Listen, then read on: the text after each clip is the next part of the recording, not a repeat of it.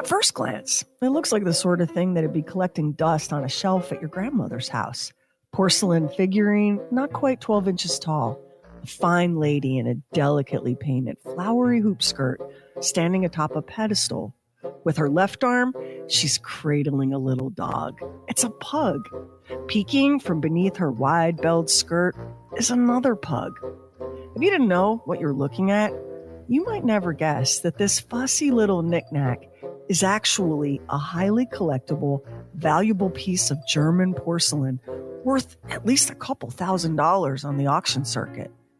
And what you might also not know about this figure is that it's much more than just a decorative object.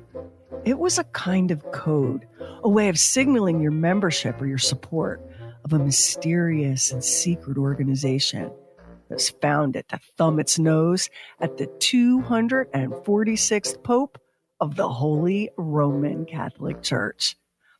All rise. This meeting of the Order of the Pug is about to commence. And make out a small beam of light against the mirror. 1.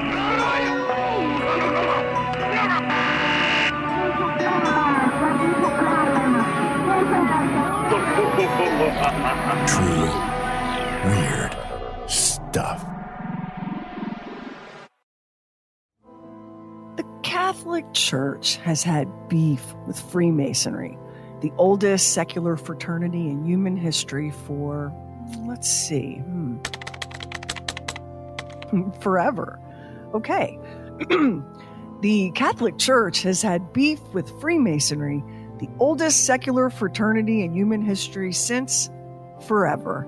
The Church just made it official in the year 1738. That's when Pope Clement XII issued the first papal bull against Freemasonry. The temporal and spiritual communities are enjoined, in the name of holy obedience, neither to enter the society of Freemasons, to disseminate its principles, to defend, nor to admit, nor conceal it within their houses or places or elsewhere under the pain of excommunication. To be excommunicated from the church was a big deal. Not exactly a fast pass to hell, but a grievous punishment. The excommunicated are banned from receiving sacraments like Holy Communion. An excommunicated Catholic is still a Catholic and still expected to attend Mass, but is denied certain rights and privileges that belong to the faithful. For devout Catholics, it's an excruciating punishment, the sort of thing reserved for the worst of crimes: heresy, apostasy, assaulting the Pope. But it also used to potentially apply to Catholics who divorced and then got remarried outside the church. That was a real thing, up until August 2015, when then Pope Francis called on Catholic communities to please be for real and try to get a grip. Pope Francis was like, hello, come on. Yes, the Pope said, divorcing and remarrying outside the church may be a contradiction, but the church must look out for the welfare of its people with the heart of a mother, while being the open house of the Father. No more closed doors, said Pope Francis. Knock it off. Pope Francis, who just recently passed away in April 2025, would likely have handled the whole Freemasonry situation very differently than his predecessors. But then it was a different time. The Catholic Church, powerful and wealthy as it is today, once was the single most powerful and stable institution in all of Europe.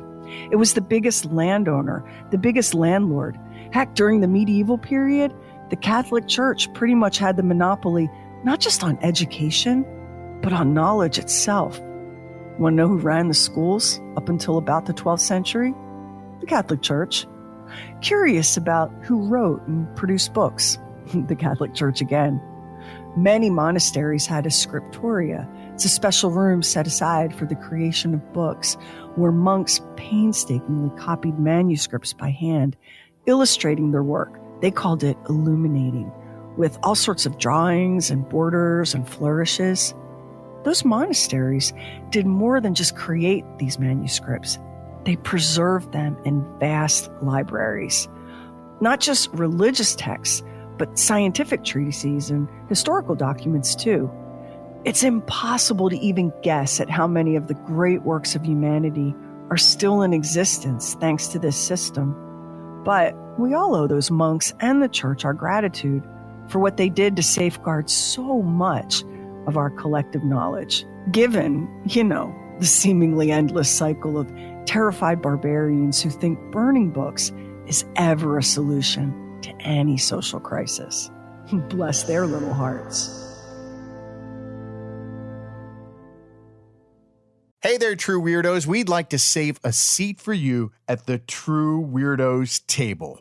All you have to do to sign up is go to trueweirdstuff.com, wait for the pop-up that says sign up for updates, fill out the info, and you're in. And some lucky weirdos chosen at random are going to win a True Weird Stuff very high quality hoodie. Fancy enough for wearing to a deposition, sturdy enough to wear for robbing a grave. And I promise we won't spam you. All of this is to say that the Catholic Church back in the day was about as powerful as any institution on earth ever could be or would be. And from the jump, the church had it out for the Freemasons. But why? Why take such a militant stand against something that began as a medieval guild for stonemasons? For real. So here's the deal.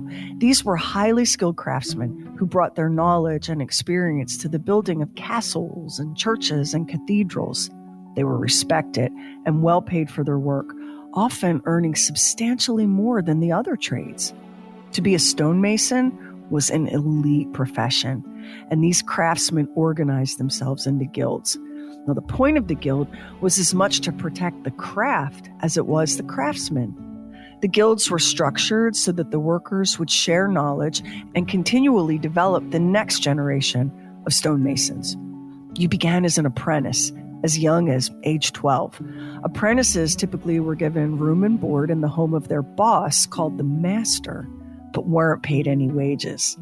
The goal of the apprentice was to earn journeyman status, which meant being paid for your work by the day. The ultimate goal was to become a master, an honor that allowed the member to have his own business. The stonemason guilds had another agenda: protecting their trade secrets and controlling their piece of the employment market. Guild membership was restricted, fairly exclusive. When times were fat and there was a cathedral to be erected, you could be sure that more young apprentices would be accepted, more journeymen promoted to master. And when times were lean, the guilds tightened up. It was a huge honor to belong to a guild, and it was a system that worked well for workers. Guild membership offered both upward mobility and protection for their craftsmen. Some of these guilds became incredibly influential and powerful, which made them, in the eyes of the church, a bit of a threat. If you're thinking, wait, these medieval guilds sound about as threatening as a piece of toast, why did the Catholic Church even care that they existed, much less care enough to declare war on them? Well, the church's fury had nothing to do with secret techniques involving, flying buttresses or vaulted stone arches. And the Freemasons weren't worshiping the devil or spitting on the crucifix either. In fact, there was a strong religious component to Freemasonry, one very compatible with Christianity, just not fully aligned with Catholic doctrine. Do Freemasons believe in a supreme being? Check. Is morality a core tenet of Freemasonry? Check. Do some rituals in Freemasonry have roots in biblical and Christian tradition? Check. Do Freemasons allow their members to freely practice their own faith? Check. What the Catholic Church objected to was, almost everything. For starters, the Freemasons did and do welcome members from all sorts of faith practices, and the church was like, yeah, about that. that's not going to work for us because we're like the one holy apostolic church and all that. What the Freemasons saw as encouraging belief in God, the Catholic Church saw as leading their members astray from the one true God. Then there was the whole issue of symbols and rituals of Freemasonry. Not Christian, not even close, according to the church. Plus, the Freemasons were made to take an oath upon joining, and the church feared the ways that oath could conflict with its own teachings.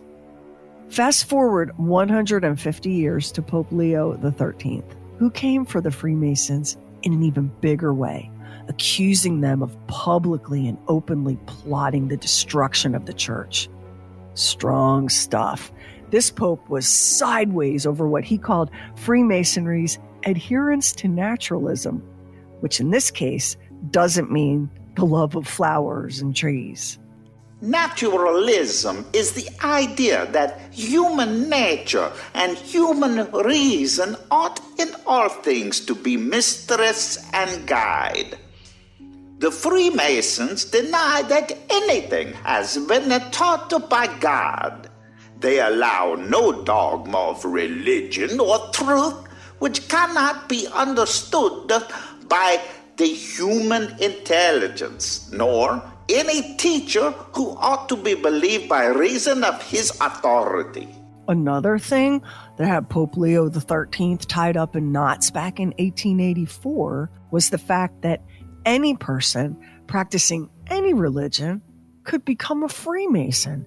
And even worse than that, religion is held as an indifferent matter, and that all religions are alike, which ruins all forms of religion, and especially the Catholic religion, which, as it is the only one that is true, cannot, without great injustice, be regarded as merely equal to other religions.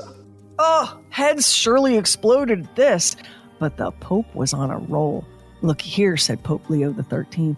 Let me tell you what else those Freemasons are up to. They want to allow for marriages to be simple civil contracts. Fiendish. And the children of those marriages? No proper formal religious instruction for those kids. They'll be allowed to choose their own religion when they come of age. Infernal. As for governments, the Freemasons say that all governments should refuse to even recognize God. Diabolical.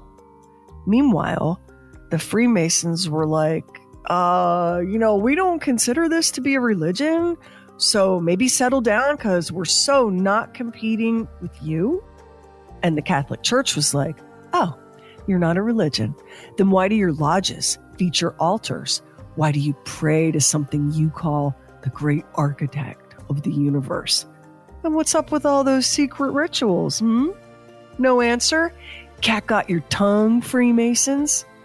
And just in case the church's position on Freemasonry still wasn't absolutely clear, Pope Leo XIII went ahead and instructed his bishops to take formal action against any Catholic suspected of membership.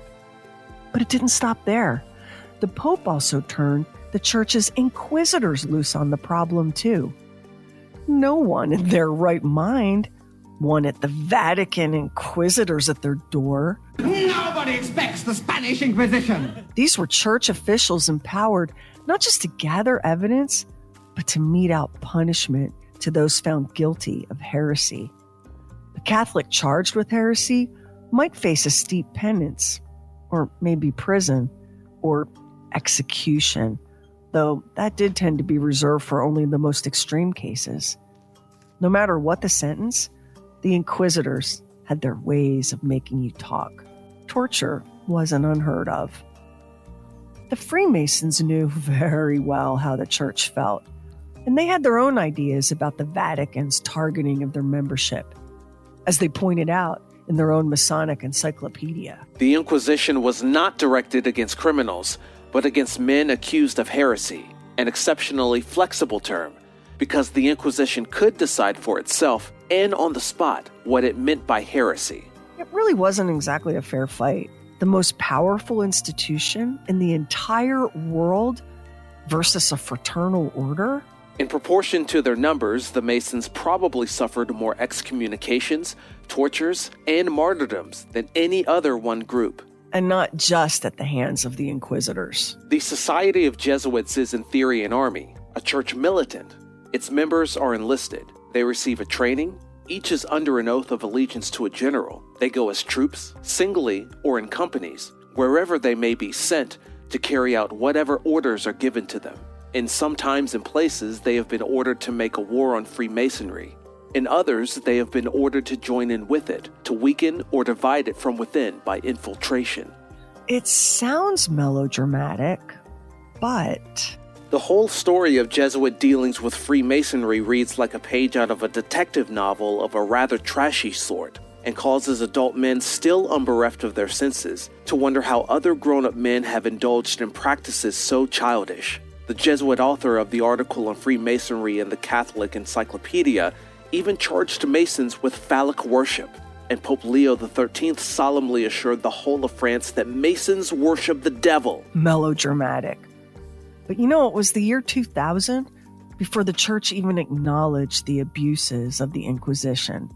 That apology, delivered by Pope John Paul, was the most sweeping acknowledgement of wrongdoing in the history of the church. 2,000 years worth of wrongdoing, including the Inquisition. Les digo con pesar, se han cometido muchos y graves pecados contra los pueblos originarios de América en nombre de Dios. That historic apology, though, did not extend to banning the faithful from joining the Freemasons, and not in some dusty old way like, oh, that's just tradition and no one pays any attention nowadays. No. The church came out in 1983 with a renewed prohibition as part of their Congregation for the Doctrine of the Faith. The cardinal in charge of that went on to become Pope Benedict XVI. That's how high level the decision on the Masons was. They laid the rules out. A Catholic who became a Freemason was a Catholic living in a state of grave sin. Still, even now, in the year 2025, the church is intensely opposed to something that, again, began in the Middle Ages as a craft guild for stonemasons.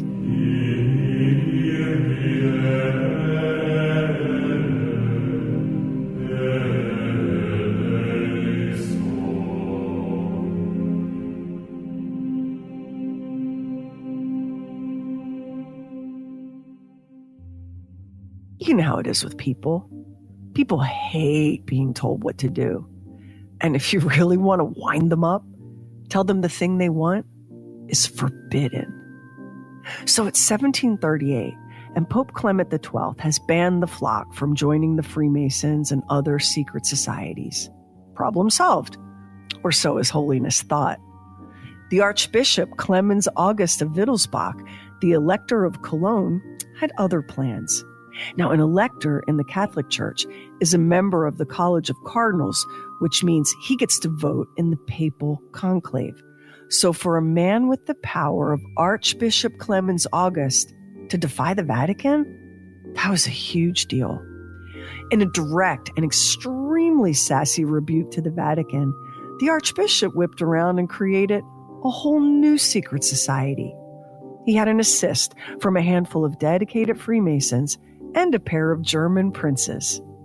This was a secret society that only Catholics could join. Take that, Pope Clement.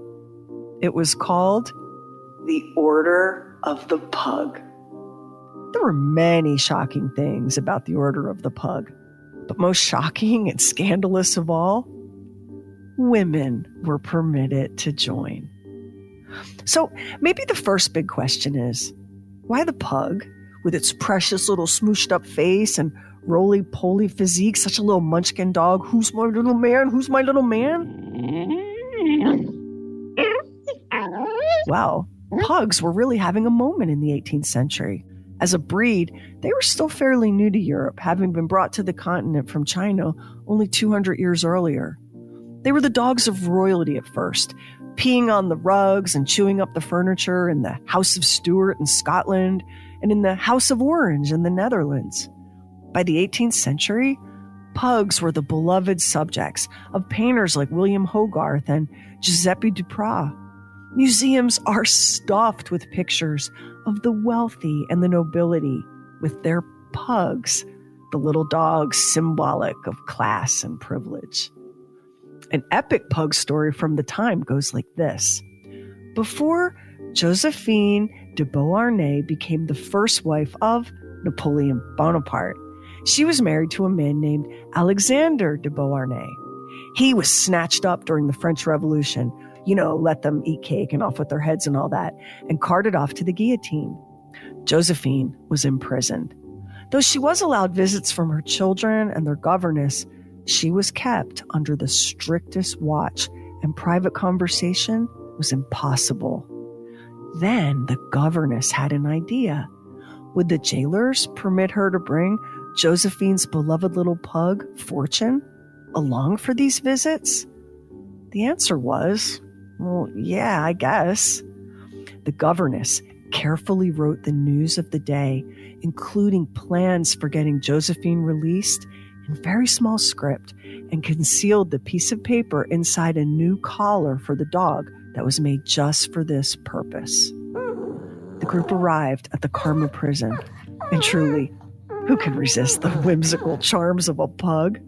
Not even an 18th century French revolutionary, apparently. They were allowed to enter. Josephine, immediately spotting Fortune's new collar, guessed at what was up. She was a clever woman, used to the plotting and intrigues of life at the court of Versailles. The dog's presence in the prison was too novel, too unexpected, and wearing an unfamiliar collar. And so, this is how Fortune the pug began his career as a canine spy, ferrying messages back and forth from the prison to Josephine's allies.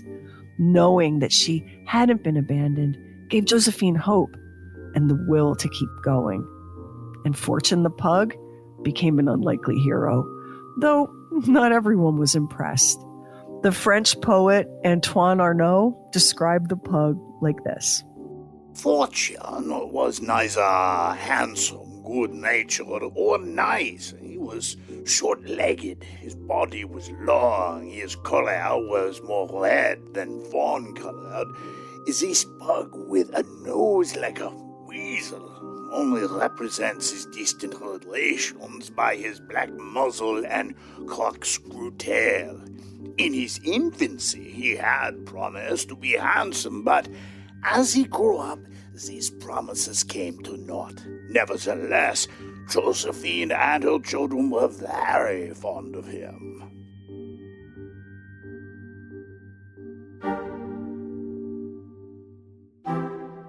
So, the Order of the Pug. Archbishop Clement August was well versed in the power of symbolism. Pugs, the German word is Mops, which is just so adorable, isn't it? Anyway, the beloved Mops was known for its steadfast devotion, its loyalty, and its trusting nature. Oh, that's perfect, thought the Archbishop.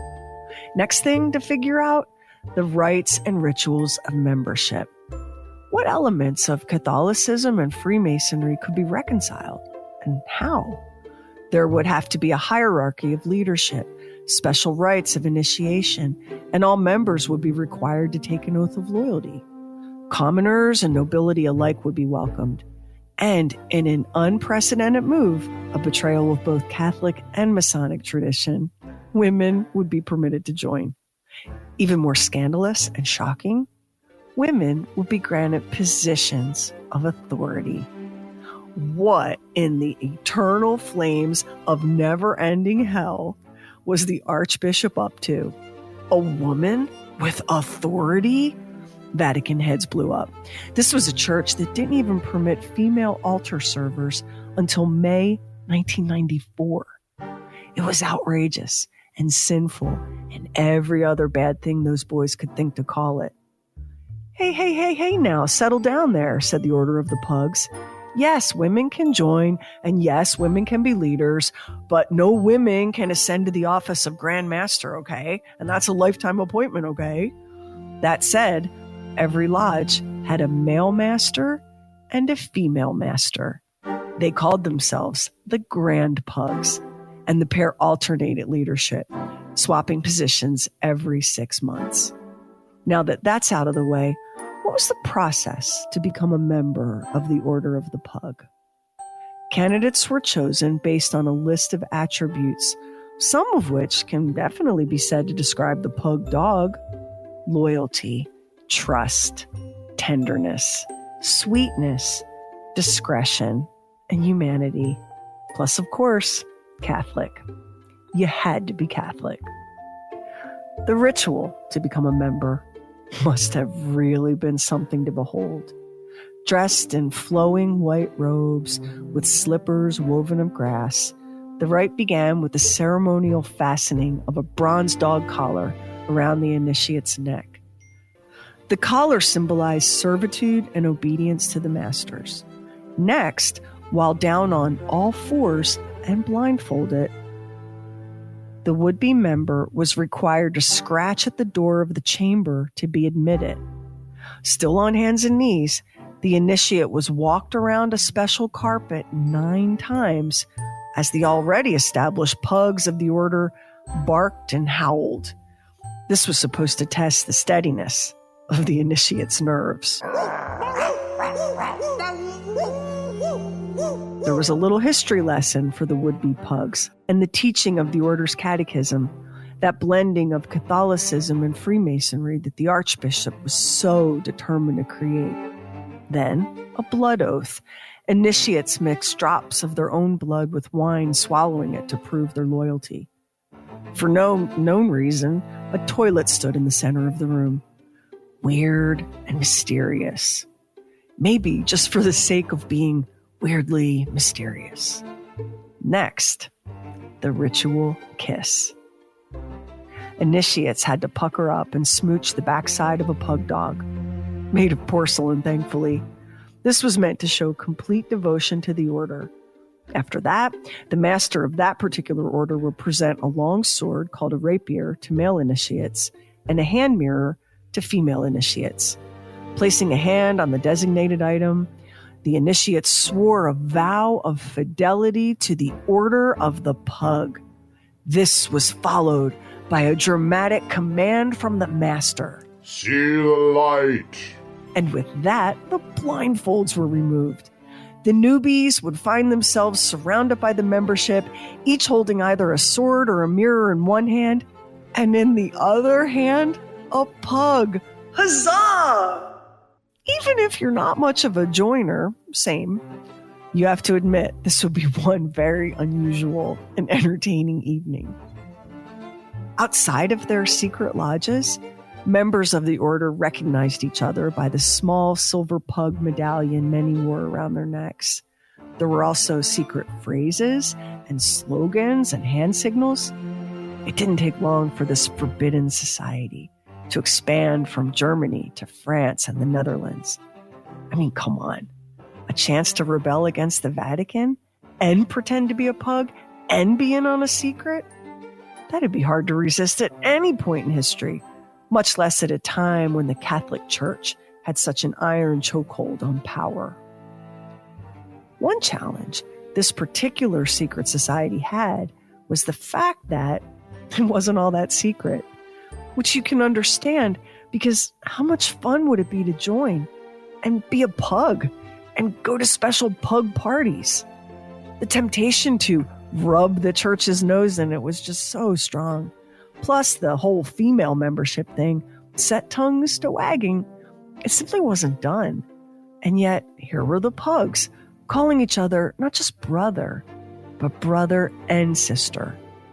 Their meetings reflected this scandalous violation of nature, with men and women seated based on their position in the hierarchy, in the same room, at the same table. In fact, it was ultimately revealed that the Order of the Pug used a seating strategy better known to us as boy, girl, boy, girl, boy, girl, until the table was full. That something so simple as this was perceived as utter depravity tells you everything about the times the pugs were living in. It all seems harmless and silly, but it wasn't. The Order of the Pug not only offered women near full equality, it offered Catholics an alternative to the forbidden Freemasonry. But it did these things outside the church's authority. And that, my little pugs, simply would not do. If you're not a religious person, this may seem like the grossest overreach you can imagine. If you are a religious person, but not a Catholic, this may seem wildly offensive. How dare any one religious organization dictate how you live, how you choose to spend your time, whether or not you decide to wear a dog collar and scratch at a door? Yeah, it's because you came up in a society that preaches freedom of religion, something that ideally means freedom to and freedom from. But people, and their need to control any and everything that threatens the powers that be. And this is exactly what brought the Order of the Pug to heel. In 1745, the Pugs discovered that they had been betrayed. A man they'd welcome into their secret society turned out to be an enemy infiltrator. The result of that mission was a book called The Order of Freemasons Betrayed and the Secret of the Pugs Revealed. The title sounds much zippier than the original French. The author was a Catholic abbot named Gabriel Louis Calabret-Perot, who had an axe to grind. He was deeply offended by the order's defiance of the church. The book revealed every one of the order's secret rituals. And you can see the problem. It's one thing to slip into your white robes and dog collars in the privacy of your lodge, barking at each other and scratching the furniture, candlelight and wine, a feeling of shared purpose, the specialness of belonging to an exclusive and hidden club. It's another thing altogether to be the subject of raised eyebrows and laughter and open mockery. No one likes that. Not now, and not 300 years ago either. Criticism flooded in from all directions. It was almost obscene, wasn't it? Men and women mingling together on all fours, barking and howling like hounds. And the church, already super sideways over Freemasonry, never mind people pretending to be dogs, pounced. The Order of the Pug never stood a chance. With very little support and even fewer members, it didn't take long for this odd little organization to crumble. A decade at most. Though it was rumored that a rogue band of pugs in England managed to hold their order together until at least 1902. And some say it was a rogue band of French pugs that kept it all going in the city of Lyon, but no one knows for certain. Either way, once the balloon of secrecy was popped, it was all over for the pugs. Membership was driven almost entirely by the thrill of the forbidden. There was something so deliciously rebellious about an organization where men and women were free to share each other's company. Something so playful about wearing the silver pug medallion, flashing the secret hand signals. Take that away, and what was left? The condemnation of the church and all of the social and civic and financial penalties that went with that.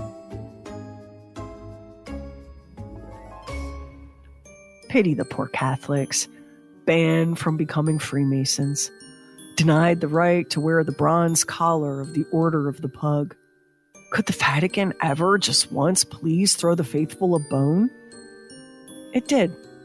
The Catholics finally got their very own fraternal organization on March 29, 1882, the Knights of Columbus, founded by a Catholic priest named Michael J. McGivney.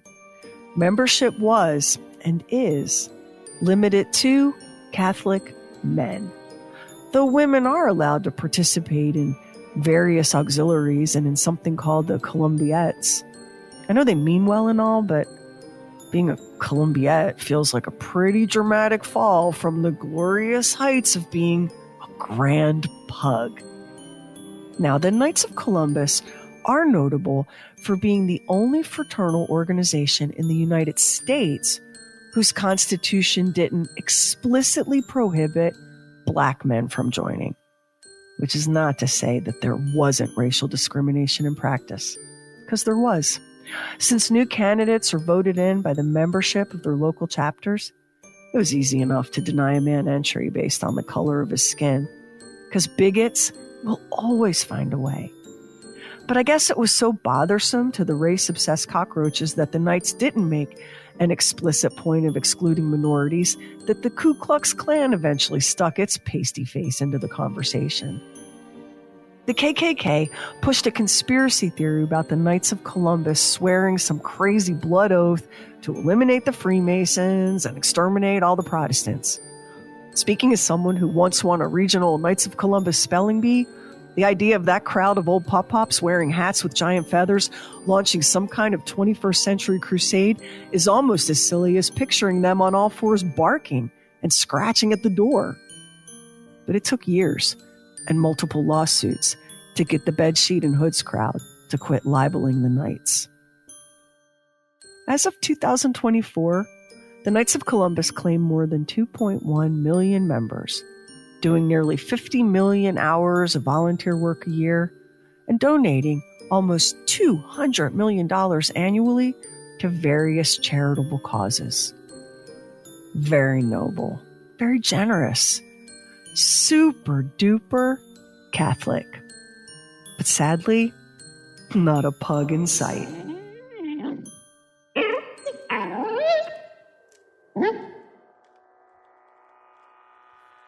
Next time on True Weird Stuff. To outsiders, it looked like the most peaceful of places. A religious commune where Germans lived a simple life. Faith, farming, family. The truth of the place was much darker. Was that farm actually a torture and death camp run by a pedophile Nazi flunky who brainwashed his own people and cheerfully helped a dictator disappear his enemies? We're going behind the barbed wire at Colonia Dignidad on the next True Weird Stuff. Special thanks to our voice talents on this episode, Carrie, Doc Bowser, and Don Morgan. One of the things about growing up Catholic, and you and I both know this, and that is the Catholic Church loves their rules. So when I went to parochial school, the high school that I went to, not the seminary school, but the regular Catholic high school I went to, this business of excommunication was endlessly fascinating to us because we'd try to figure out how can we get them to excommunicate us. So what we said was, so they had demerits. We had a demerit system at school. 10 demerits equaled a suspension. 4 suspensions equaled an expulsion, and 2 expulsions would equal an excommunication. Did you understand as a kid that being excommunicated didn't let you sleep in on Sunday? You still were expected to show up at Mass? You just weren't allowed to participate in the sacraments.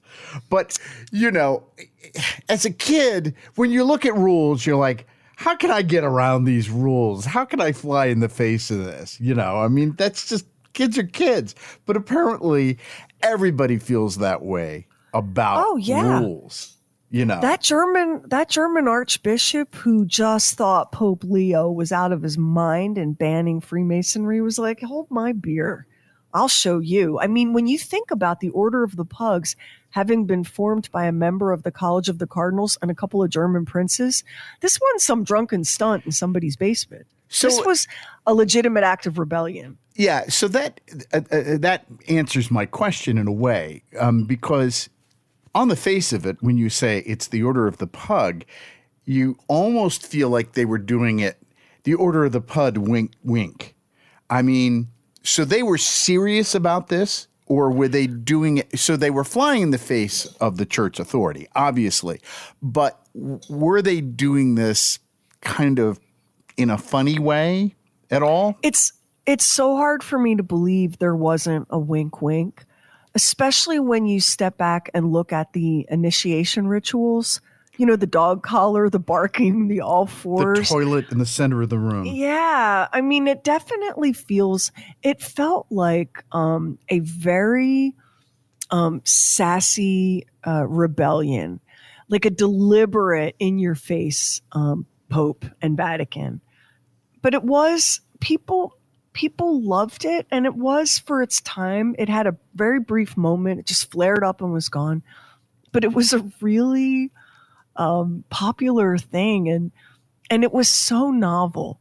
It was so outrageous to have men and women together in this order and have women in leadership.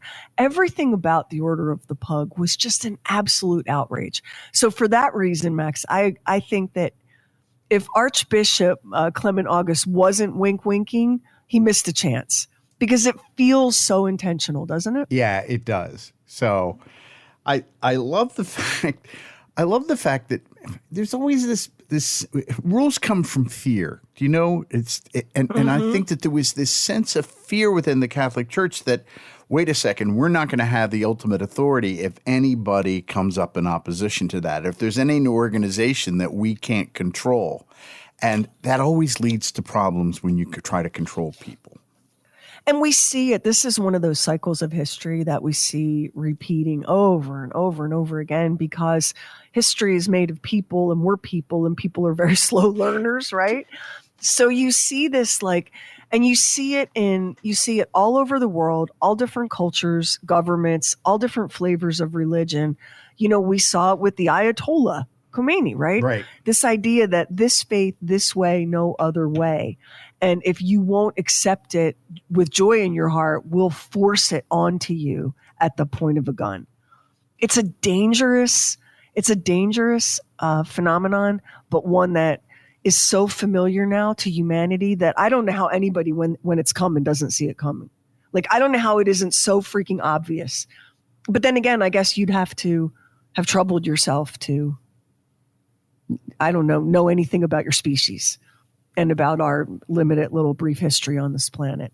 Because it is wild to me that the same dynamic that was at play back in the 12th century when the Pope was like, no, you can't be Freemasons, and here's why. We're starting to see that same thing happening again in this country. And it's just what people do, you know? Everything old is new again. It's why my kids are dressing in clothes that I wore in the 90s. And you look at it and you go, well, yeah, everything eventually comes back. So the Freemasons, can we talk about them just for a minute? They do a lot of charitable work. They do an enormous amount of charitable work. And in fact, you and I saw the Freemason Temple. It's this tower that is in Alexandria, Virginia, outside of Washington, D.C. Spectacular. Yeah, spectacular. In fact, when we were going to the conference we passed that every single day. It's just amazing to me that they decided to have problems with this particular organization. I could not be more obsessed with Freemasonry. And as a kid who grew up in Catholic school with older grandparents who were old country pre-Vatican II Catholics, I was pretty much taught as a kid that the Freemasons were in league with the devil. Right. Which, you know, I know you were too, right? I Right. mean, wasn't that sort of like the subtext? Like, oh yeah. Well, Freemasons. the thing is, because it's a secret society and they have their rituals and their handshakes or whatever it is that they have, I think because of the mystique of that, you go, what are they hiding? You know? And I think that a lot of that stuff now with the internet and everything else, all of that stuff kind of comes out. But before then, you were like, well, what is it that they're hiding? Why are they doing things this way? And it's just a secret society. They're really not up to anything. You know, it's just a fraternal organization. I mean, I think it's nowadays, I think it's a powerful networking organization. And we know that like the Shriners not like in part of Freemasonry? They are, with the little fezzes and the tiny cars and the children, the hospitals. And weren't a lot of our founding fathers were Freemasons? Here's I know what's going to come out of this, because the History Channel would lose a lot of programming if they didn't have the conspiracy theory Freemasonry to be able to put into programming, because there's all kinds of stuff and all kinds of theories about that sort of thing. So we are aware of that, I worked on a movie right out of college, a low budget POS direct to video movie that was it couldn't be worse. Like, it was a masterpiece of badness. And one of the financial backers of this wretched thing was a Freemason, and he was pretty high up in his lodge. And the only reason I found that out is because his wife told me, and she was Aquanet lipstick and really expensive clothes coming toward you in a cloud of perfume. She was that kind of lady, very beautiful older woman, very well put together and polished. And she would tell me, she had a big Southern accent. She would Bill can't be here tonight because he has a meeting at his lodge. What do you mean his meeting is a lodge? Is he an elk? Is he a moose? Is he in the VFW? Bill's a Freemason. And I don't remember his title, but they have some pretty wild titles. The next time I saw that man, I was like, I have so many questions. And he just laughed. He just laughed and he said, well, I can't answer them probably. I'll do what I can. And I asked a million questions. And he just was wiping tears of laughter off his face at these notions that I had about what was going on inside these Freemason lodges. And if you remember the movie, the Francis Ford Coppola movie, Peggy Sue Got Married with Nicolas Cage and Kathleen Turner. Yes. That movie, it has stood up to time, even with Nicolas Cage's goofy teeth or whatever he was doing in that, right? Yeah. That movie has really stood up. And if you have a chance to watch it again, if it pops up on your cable or, if it's on Netflix or whatever, one of the things in that movie is Peggy Sue's grandpa is a member of a lodge. Right. They don't call them Freemasons, but they're modeled on the Freemasons. And they have these secret rituals and lodge meetings, and they enable Peggy Sue to travel in time. And which, feeds into all of these conspiracy ideas about the Freemasons. As soon as you make something a secret, as soon as you make something forbidden, you have fertilized the field for wild, crazy conspiracy theories and stories. And there may be someone listening right now who is a grand poobah in some Freemason cult who's like, mwah, mwah, we drink our grandparents' blood. Like, they don't, these fools don't know.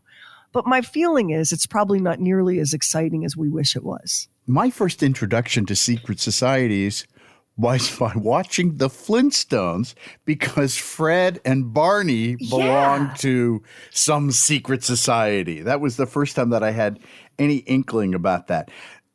This is terrible what I'm going to say about the Knights of Columbus, but when I was a kid, I thought that's where Catholic men went to drink. That was my only experience of that. I'm sorry. You may not be wrong. Well, I think that there is an element of truth in that. I don't want to cast any sort of doubt on the amount of charitable work that the Knights of Columbus do. I mean, they do tons of charitable work, but that was the thought that I had as a kid, because whenever I saw them, like I'd see them as an altar boy and I was around the church a lot and stuff, but whenever I saw them, they seemed to be sitting around drinking. Well, my only experience, but it ended up being quite up close with the Knights of Columbus was, so I won my school spelling bee, and then the next step was this Knights of Columbus regional spelling bee where a bunch of different Catholic schools sent their school winner. So there were like a dozen of us, right? And I'd seen the Knights of Columbus dudes at a distance at like parades or festivals, right? The festival of whatever saint in the parking lot of the school. And for people that have had no experience with this and you're going, isn't that an episode of The Sopranos? Yeah, it's very much close to that. It's very like that. So I'd seen Knights of Columbus out in the wild, but I'd never been in one of their lodges or part of one of their rituals. So I win this Knights of Columbus spelling bee. And when it was time to present me with my little plaque, declaring me the winner, Right. the Knights, they were in these dark blue uniforms with hats with giant plumy feathers, remember? Oh, yeah. And they had swords. And these men, they looked like everybody's grandpa. They were all older, because even then it was hard to get younger men involved in these kind of organizations, right? So these old pawpaws in these sort of military theatrical looking uniforms with giant ass feather hats and big shiny polished silver swords, they marched onto the stage. Half came from one direction, half came from the other.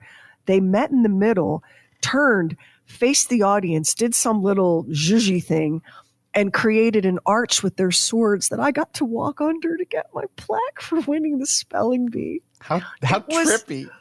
It was so trippy. And this was 4 months after my father abducted me from the bus stop in Wyoming, put me on a plane, and sent me back east to my grandparents. My entire second half of 7th grade felt like I'd been roofied. It was just one. You didn't need to do any hallucinogens. It was all happening to you in real time, real life. That's why I was such a straight edge kid, because my reality was such an acid trip. I didn't dare do drugs. So there I am. I'm literally like, I don't know if I'm ever going to see my mom again. I had just been like out of school for months with bronchitis. I weighed about 80 pounds and I'm like bug-eyed with wonderment at what's happening to me. And I'm walking under this archway of grandpas with swords to be awarded my plaque as the winner of the spelling bee. So it wasn't until many, many years later as an adult that I really paid any attention to the Knights of Columbus, and was pretty shocked at the way the KKK came for them. Mm-hmm. Just because don't get all like misty-eyed about the Knights of Columbus. Just because their charter did not explicitly exclude Black men. I mean, women were a no-go, Catholic Church we're talking about, okay? Not only just because their charter didn't explicitly exclude Black men did not mean there was a real good chance of a Black man becoming a Knight of Columbus, because, they could do that voting thing and keep you out. But it pissed the KKK off so much that the Knights of Columbus were not like loud and proud in their racism, that the KKK came for the Knights of Columbus. So what we had here was this weird, like, West Side Story jets and sharks or whatever, dudes in bed sheets and pointy hats coming for grandpas in blue costumes and swords. It was terrible, but it was so real the way they tried to keep the Knights of Columbus from integrating. And there were chapters that didn't need to be told by the KKK not to do that. They were absolutely not going to allow a Black man in. But there were other chapters that were like, take a seat, Percale. We do what we do here. We serve. We're the Knights of Columbus. We're here for the Catholic Church. So the whole thing has a really interesting history, doesn't it? It does. It really does. And your dad wasn't a Knights of Columbus dude? I don't remember that he was. He may have been at some point along the line. I know he was a scout leader. My father was very involved, and he did a lot of things. And so he perhaps just didn't have enough time for that, because he was a reader at church. I mean, he did all kinds of things. I mean, I can remember as a kid, before I became an altar boy, if the altar boys didn't show up, he'd go up on the altar and he'd fill in. He had no problem. He'd just go to the priest. You want me to help? Yeah, okay, fine. I know what to do. And so my father was always very involved. I want to talk about this idea in this Order of the Pug that had to be so revolutionary at the time that they were not only permitting women into the organization, but putting them in positions of power, and whether that was really a threat to the Catholic Church, because even to this day, women, I mean, at some point along the line, and my father, a devout Catholic his entire life, said, they're going to have to let women be priests, or they're going to have to let them marry, but something's going to have to happen. And I think my father was right about that. But women do not have positions of power in the church.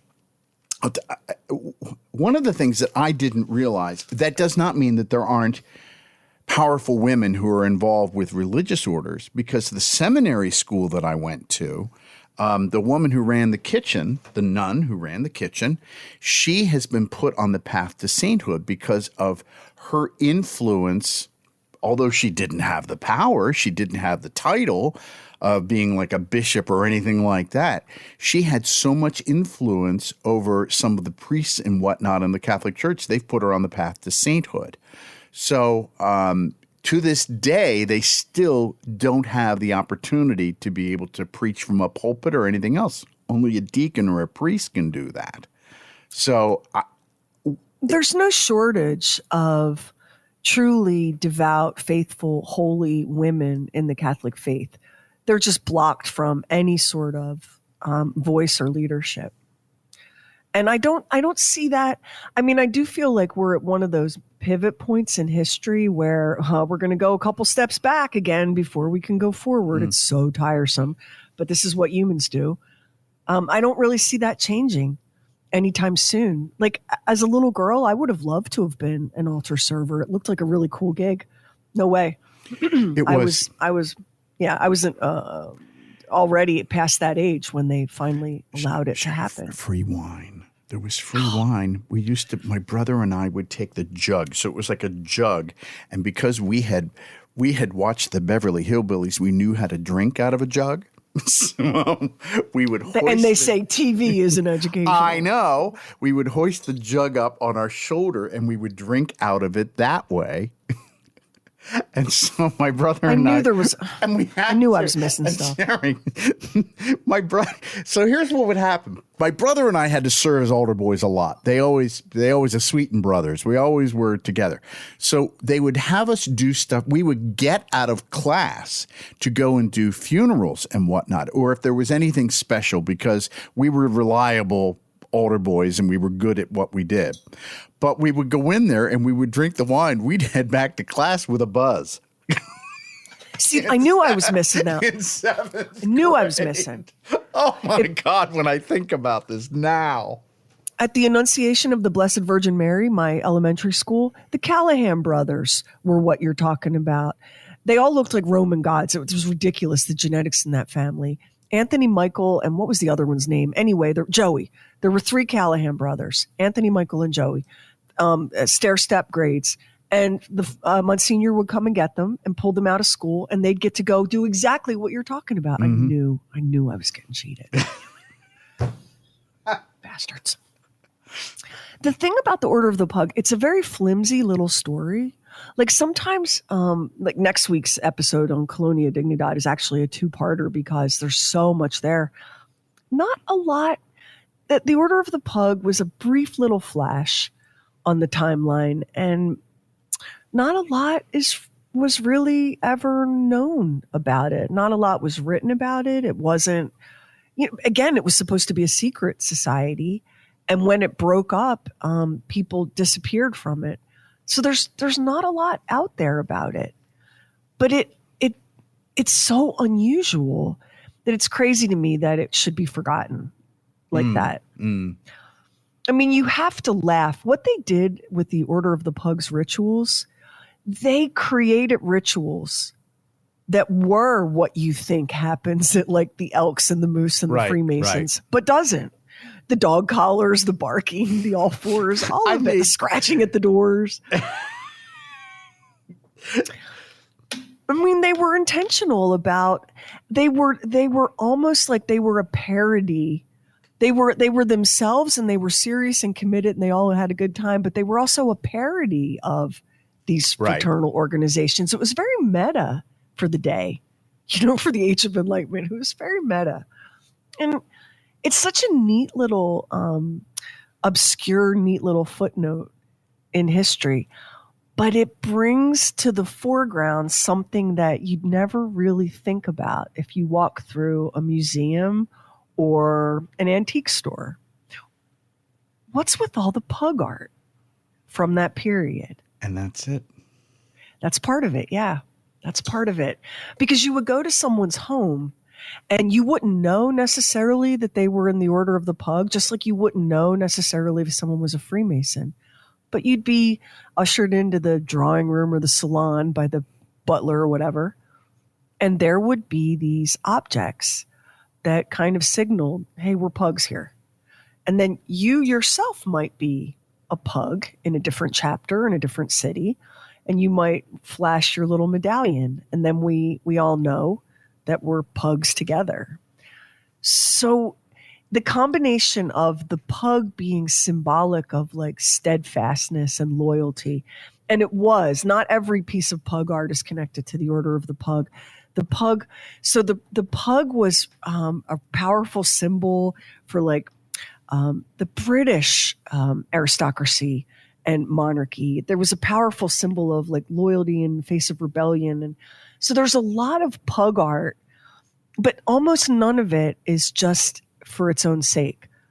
Like when you look at a painting from that era or a piece of ceramic or whatever, and it's a pug, you're almost never looking at just the artist liked pugs. You're almost always looking at a message embedded in that painting.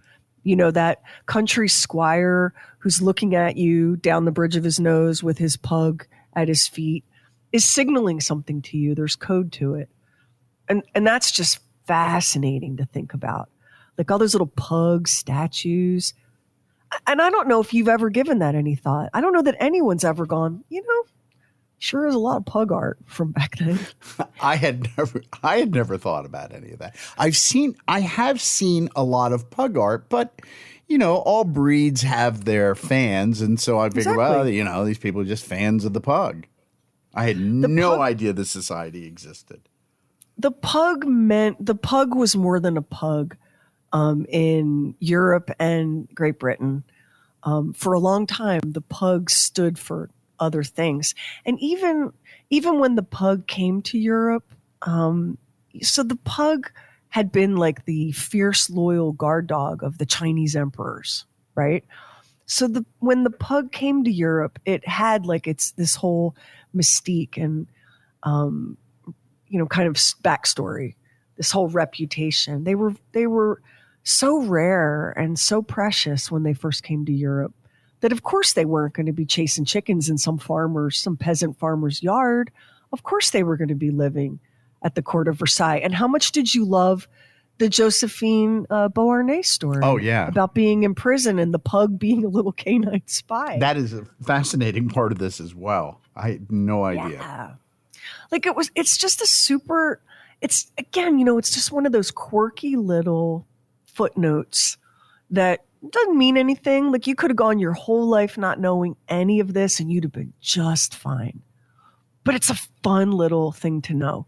And it's a powerful reminder that people in the olden times, you know, hundreds of years ago, we have a hard time remembering that they were people with, they had appetites, they had attitudes, they had senses of humor.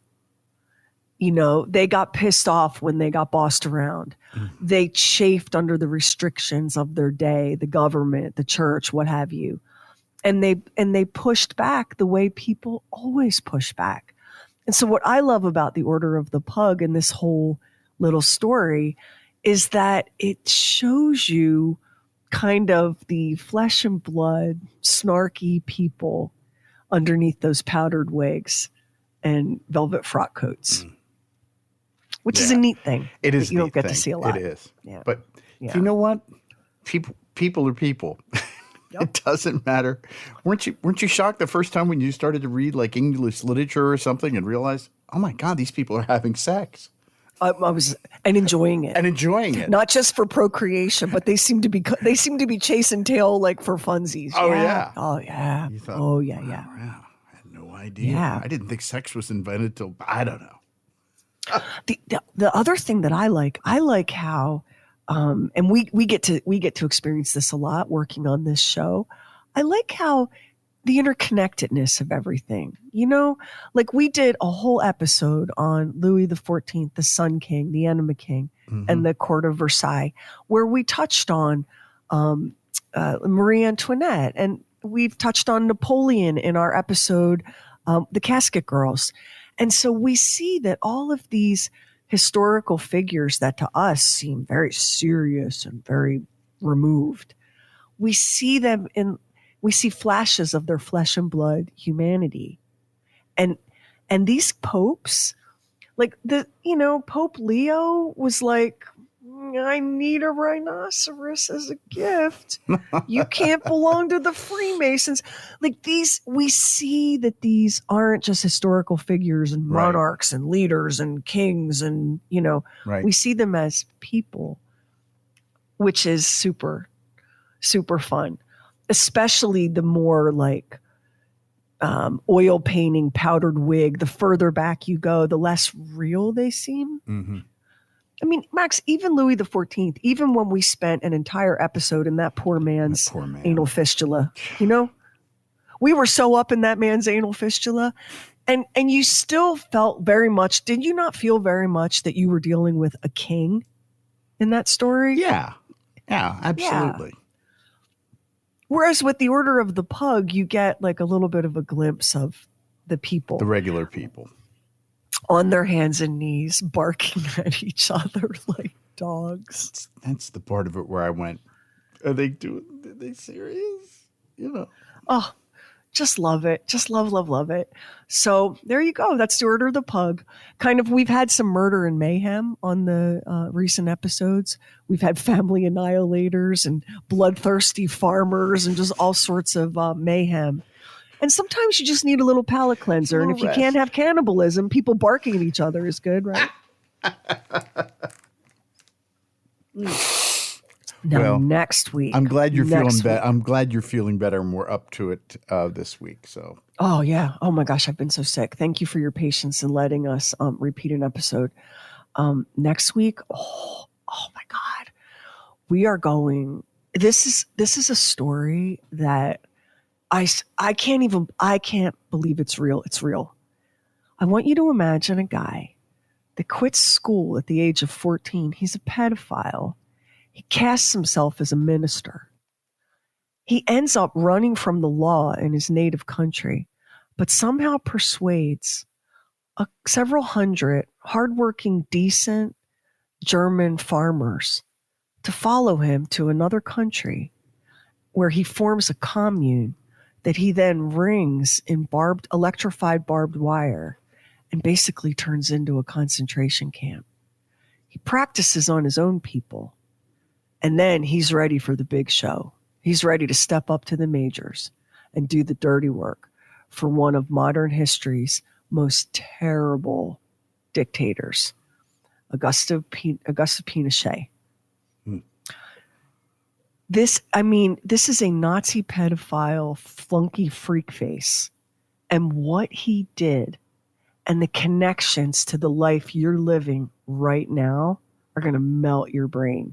You will be on all fours barking and scratching at the door in disbelief that Colonia Dignidad not only was a real place, it is a real place.